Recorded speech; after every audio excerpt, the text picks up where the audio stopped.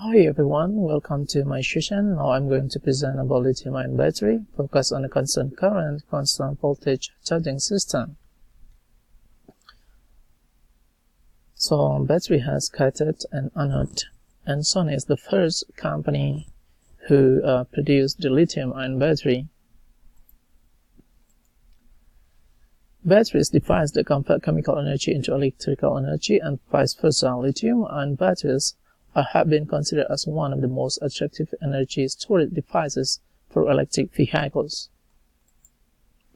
The story of lithium batteries began in 1912 under Lewis, but it was not until early 1970s when the first non-rechargeable lithium batteries are available. The cathode materials. State-of-the-art cathode materials include lithium metal oxide, vanadium oxide, olefinous, and rechargeable lithium oxide. Our layered oxide containing cobalt and nickel are the most studied materials for lithium-ion battery because it has high stability in the high voltage range, but cobalt has limited availability in the nature and it taxes, which is a tremendous drawback for mass manufacturing process. The mixtures of cobalt, nickel, and manganese are often used to combine the best properties and minimize the drawbacks. If you look at this graph, the cobalt has the highest energy density of common batteries chemistries if you compare to another materials such as lead acid and others. Anode materials are lithium, graphite, lithium alloying materials, intermetallic or silicon, and this graph shows the market size and materials for lithium-ion batteries by product 2013 and expected until 2024. So year by year, the market size just always increase. Anode materials, lithium seems to be the most straightforward materials, but solves problems with cycling behavior and dendritic growth, which creates a short circuit.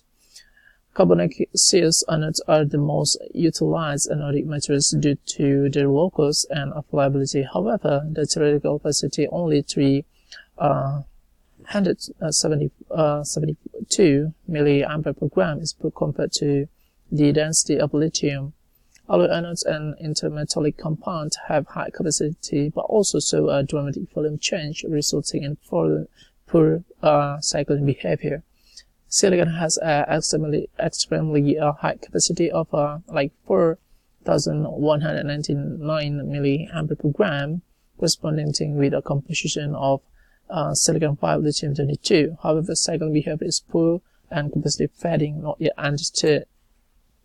Electrolytes. A safe and long-lasting battery needs a robust electrolyte, and the type of the electrolytes include liquid, polymer, and solid-state electrolytes. Liquid electrolytes are mostly organic, solvent-based electrolyte containing like a lithium PF6 or similar. The most important consideration in the flammability and the best performing solvents have low boiling points and have flash point around 30 degrees Celsius. The preventing of explosion of the cell and subsequently the battery poses a danger, like the case for Samsung. The lithium-ion battery has many times has a case like explosion issues. Now we are talking about separator. The battery separates the two electrodes physically from each other, thus avoiding a short circuit. So this is the separator here, and this is the anode and cathode. So it's like a separate these two components. Electrolytic insulator, while having minimal electrolyte resistance, maximum mechanical stability, often has safety features called thermal shutdown. At elevated temperatures, it melts or closes its pores to shut down the lithium-ion transport without losing its mechanical stability. This is the material content of the typical lithium-ion cells. So this is the high energy, like 100 ampere cells here, and then this is the high power, only 10 ampere. and this is the material anode cathode electrolyte rest of cells. So this is the active materials current collector, active materials current collector. And we can see here for the high energy battery, we can see the total number of the quantity is much higher than the quantity of the high power. Charging lithium-ion batteries, the charging current is chosen by referring to the specification of the lithium-ion battery. And when the battery voltage charged to voltage preset, which is like a 4.2 voltage, the charging process switch to the constant voltage mode. And then this is the battery management system. A battery management system is any electronic system that manages a rechargeable battery. A battery system consists of the battery and battery management system, BMS. Battery charging is playing an important role in the BMS, where the charging algorithm, namely charging profile or charging current over time, have a strong influence of the battery performance and life cycles.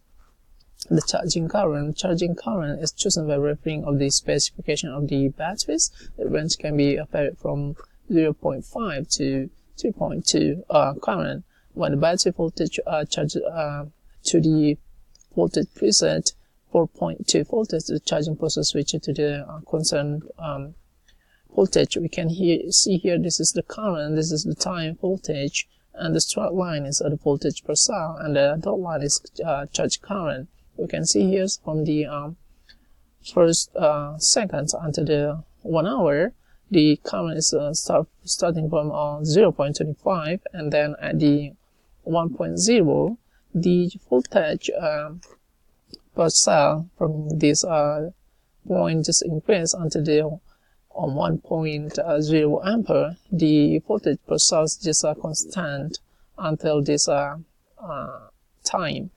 And this is the charge current. The charge current, first of all, is this in a 1.0, but after the voltage per cell is constant, then the current is decrease.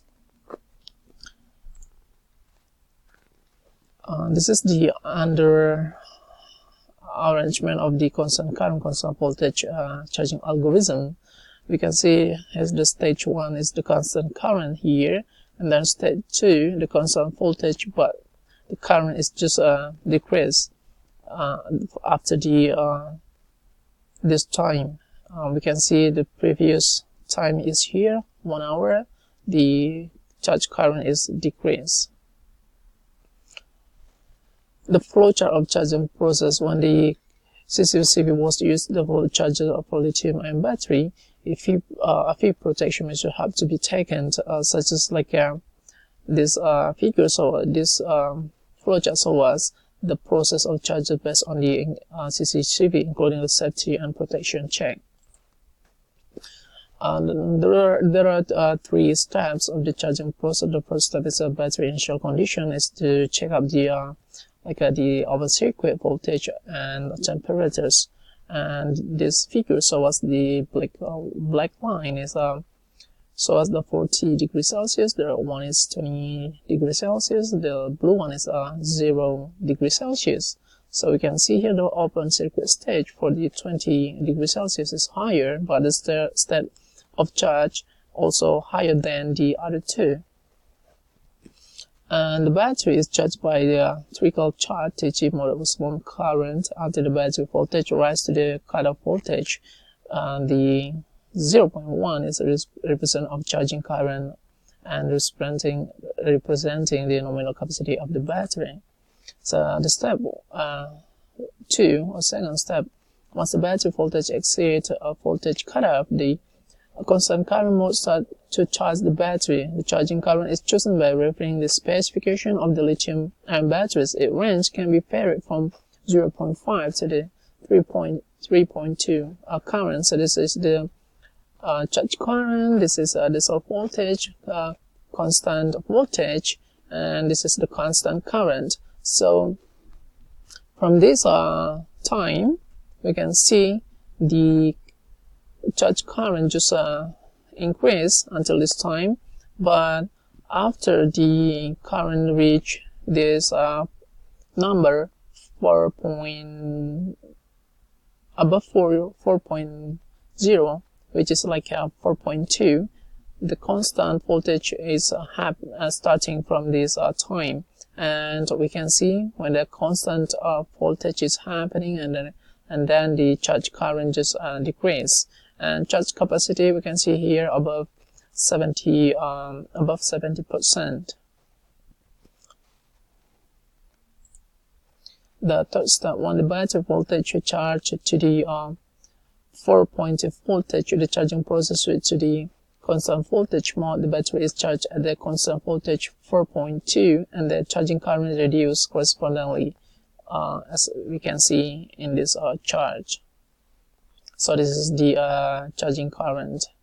So when the constant voltage is reached, then the current is just decreased. This is the charging algorithm. There are two modes of the CCTV charging. The first one is a double loop and control with a positive and negative feedback, and it's similar to the standard without sensing the charging current. The second one is a burst charge, and this system where the battery is required to be fully discharged before charging, so it means the battery should be empty before charging. So the discussion is, based on the information above, the effectiveness of using lithium-ion battery, we can decide the charging algorithm we need. Like we can see here, this is the many type of the charging algorithms. This is CCTV, but we just focus on this one. So it's the type is analog or digital, and with so many charging algorithms available to charging lithium-ion battery, it might not be obvious for the user to choose which one is better for their needs. Like if they need the faster, or they need efficiency, it depends on the needs. Table above shows the major aspect of this charging algorithm, which should help in choosing appropriate charging algorithm in the futures. We also need to find out the non-toxic base for battery, and we can say it's like a non-nickel base, because the nickel is just limited in the futures, and then still toxic, because in the futures we believe that a lot of vehicles